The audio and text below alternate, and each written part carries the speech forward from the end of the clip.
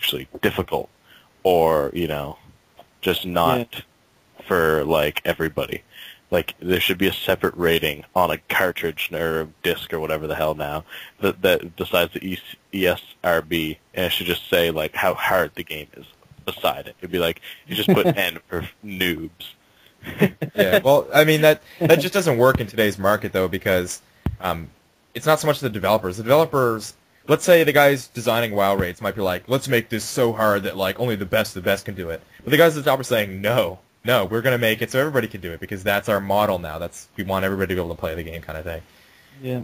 So what do you guys think about the whole casual market thing? I think it is good sometimes. I think if it wasn't flooding into all the other games, it would be great. But the fact that it is overflowing and pouring into all other games, it's kind of messing up some stuff. Like, I mean, the whole Wii thing and all the simple, motion controls. And everyone's like, oh, wow, this is a cool novelty. And everyone's buying the Wii. And then all of a sudden the Xbox has Kinect, which could be one of the worst things ever. It may possibly be the biggest flop ever. I'm looking forward to seeing how that works out. And the Move, which is literally a Wii controller that looks like a lollipop. Yeah. No, it looks like a Bronco Dauber. I thought it looked like a giant dildo, but that's everybody's got their own mental image. It's literally like a dildo with a big glowing ball at the bottom. It looks like you could play bingo with it, I think. Well, like, I don't know why, like, it's a PlayStation, like, device, so you figure they make it look badass. It's a fucking PlayStation, It's for, like, manly men manly anime men things. Yeah, and Asians. Asian stuff. But you know what I mean? Like I don't know, maybe if they put like a fucking like nipple on the end of the ball, I don't know, is that manly enough? You know what I mean? You'd probably still find that in the wrong hands. But you know what I mean? Like, I don't know why they have that ball. Yeah. Is that ball necessary? Like, why couldn't they just make this weird... I think it has to do something with like the receptor, but it still just looks kind of ridiculous. But even beyond its cosmetics, or something. It looks like it's something you'd bring to a rave and like swing around in the air. But yeah. Well, even beyond its cosmetics, I just think the whole thing's kind of ridiculous. I mean, I know a lot of people don't like playing with controllers. I consider myself the kind of gamer that can destroy people on any platform. So I'll use a controller if the games I want to play are on a controller. I don't really care. But that was pretty modest. Thanks. But moderately destroy people. Yeah, I'll moderately destroy people. But I mean, I don't know. I think the whole casual market, it's getting to the point where, they're making a lot of money, so they like it. But I think at the same time, a lot of gamers are just kind of getting burnt out of the same thing. Like, I know SOCOM 4 is a huge topic. I don't know how much you know about that, Clue, but SOCOM 4 basically, to me... I have no idea what that game even is, except for it has to do with, like, guns and... It's a Navy SEALs game. And the original ones were kind of like that arcadey realism, where it was, like, based off realistic stuff, but you could, like, jump around a lot and crap like that. But Years of Uncharted Navy SEALs. Yeah, the new one just looks kind of ridiculous. I mean, it has, like, unlock systems and, like, I think, cover systems, stuff like that. It just seems like, why can't you try and make the game based off, what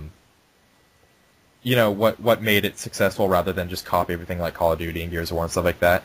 And the whole casual market just digs that stuff up. Like, games are not going to stop doing that until people stop buying it, which is going to be a while. Like, Black Ops comes out. I'm not saying Black Ops is going to be a horrible game, but I mean, the gameplay footage just looks like Modern Warfare 2 with a couple different kill streaks. It literally looks like when I looked at it, I'm like, this is literally Modern Warfare 2. Like, yeah, like they didn't even change like the iron sight sway or anything. It's like identical. It just didn't feel like if you look at Call of Duty 4, Call of Duty 4, I would say is probably one of the best Call of Duty games that came out in the last couple of years. I'm not like an Infinity Ward fanboy or anything, but I have to say that the first Modern Warfare was one of the best shooters I've ever played in my entire life. I just had so much fun. The guns were just so inaccurate. It was actually hilarious to shoot at people. It felt like Counter-Strike. You're like shooting at a guy. It's just nothing's happening. It felt so good. I mean, you control your fire, do bursts. You get some kills. and bunny hopping, Call of Duty 4. Oh my God, it's so good. It's so good. People complain about it all the time. It's not bunny hopping. That's not what you do in real war. Yeah, you don't do half the things in real war that you do in Call of Duty. I also don't run out in the open with an LMG and an RPG. Yeah. I don't have a scoped heavy machine gun and I'm not running at people with a helicopter flying above me. Yeah. Like, I remember one time, I was looking at this one, like, server, right? And they were going on about, don't stand on, like, the edge. Like, there's, like, usually, like, edges of a building or, like, edge of a platform. Yeah. They don't want you standing on the edge of it because it's unrealistic. Because, like, a normal person wouldn't stand, like, how you're, like, on the edge, you're, like, half off, half on, but you're about to fall, kind of. Yeah, they're like, that's unrealistic, so don't do it. And don't jump. You're not allowed to jump ever. Because it's unrealistic. I had a server on Call of Duty 2 that they would kick you if you shot while you weren't crouched. I remember that. I'll never forget that. That was just, like, it was so beyond me. I mean, it's not even, like, immersive or anything if you're doing that. It's just, like, stupid. It's like, well, what if I want to just run around the corner and kill the guy? Like, what happens if you run around the corner and then instantly just tap crouch and shoot at the same time? Does that count, or? No, I don't know. So Call of Duty 4 was amazing, and going from Call of Duty 4 to Modern Warfare 2, it's like, it's not even the same game. Like, obviously it's not the same game, but, like, it's not even, like, it doesn't even feel like the same people made it. Yeah, it feels like it feels a lot more like an arena. Like, Modern Warfare 2, you die in, like, 2 bullets with some guns.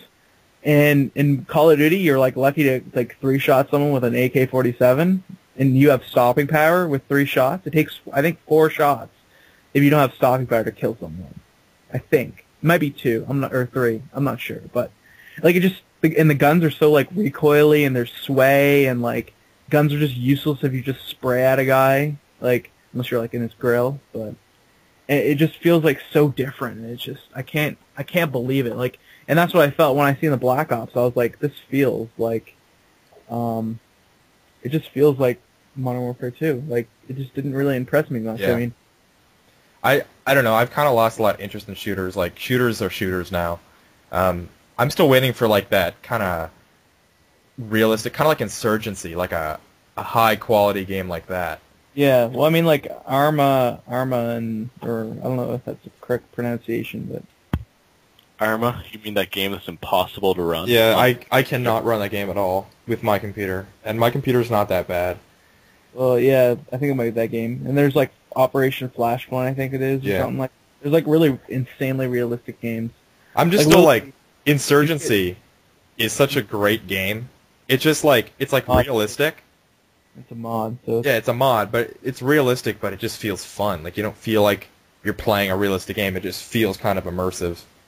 You know, you always have to be, like, literally be crawling around. Like, you're never really running out. And yeah. No.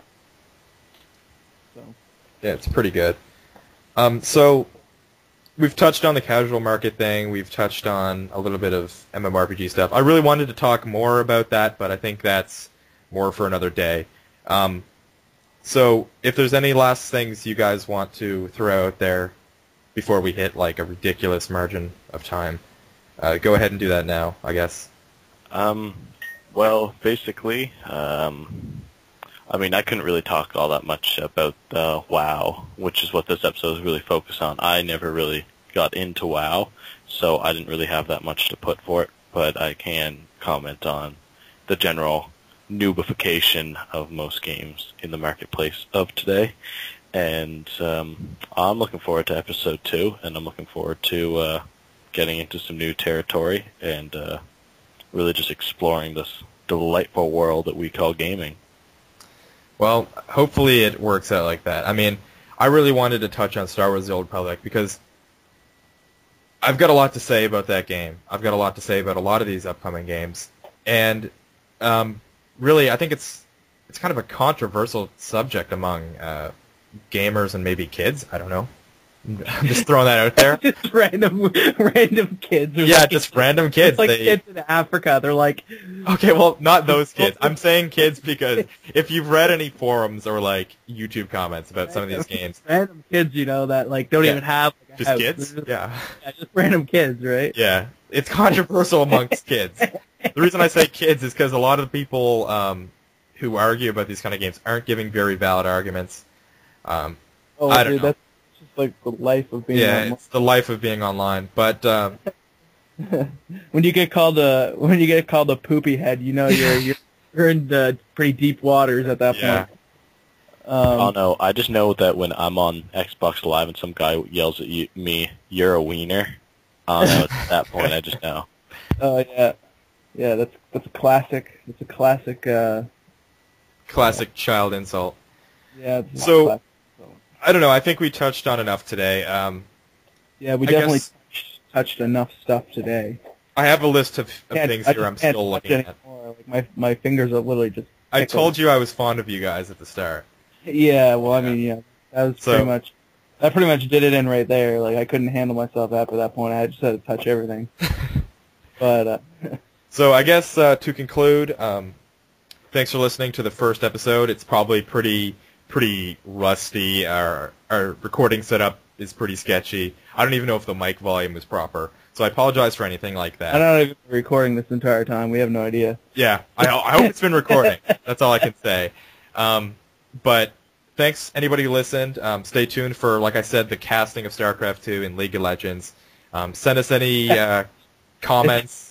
It sounds like we're gonna do like a credit reel of StarCraft 2, the casting of StarCraft 2. yeah, the shout casting or whatever. Yes. So keep your eye open for that from things like Clue, Killswitch, and I. My name, I actually can't even tell you what I go by. I guess I'll just go by AA Corruption because that was my old YouTube account. But I go by a bunch of different names. You can go by my League of Legends name if you want. It's just SnowStreak 6. But yeah, so any last words you guys want to say before we completely finish? Stay classy, world. All right, so next episode, I guess we can touch on. I'd like to tell everyone, go play League of Legends because it's sick, and if you like it, I mean, you know, you'll probably just play it forever, and you'll have many babies with me because you love it so much. It's also another game that's fairly broad in its skill set. It's easy to get into, and it's also pretty hardcore. So good matchmaking. Like if you're in noob, after a few games, like you'll get your ass kicked like for like 20 games. Then you'll start getting paired up with noobs, and then you'll have the time of your life. Yeah. So I guess to conclude, next episode we'll probably continue talking about MMORPGs. That was a big topic that we kind of missed a little bit here. We only did like half the stuff on our list, to be honest. Yeah, but I wanted to talk about the Old Republic as well as a couple of other upcoming games like the Fallout MMO that's been kind of swimming around, WoW clone kind of thing. Global Agenda, stuff like that. Yep. So Diablo 3. Once again, thank you guys for listening. Give us your comments and feedback. Subscribe if you liked it, and expect more in the future. I guess we might try and do it every Wednesday. Wednesday. It's Tuesday night, Wednesday morning, so. Yeah, I suppose. Whichever day we plan on doing it. I mean, whatever. Yeah, probably like once a week or something. Because I mean, considering this one podcast is going to be broken into like what? Yeah, probably like 6 different pieces, something like that. 5-6 videos. So. All right. So thank you guys for watching, and do whatever you want to do after watching this video. Go play League of Legends. Yeah, do it. Peace out, guys. It's good.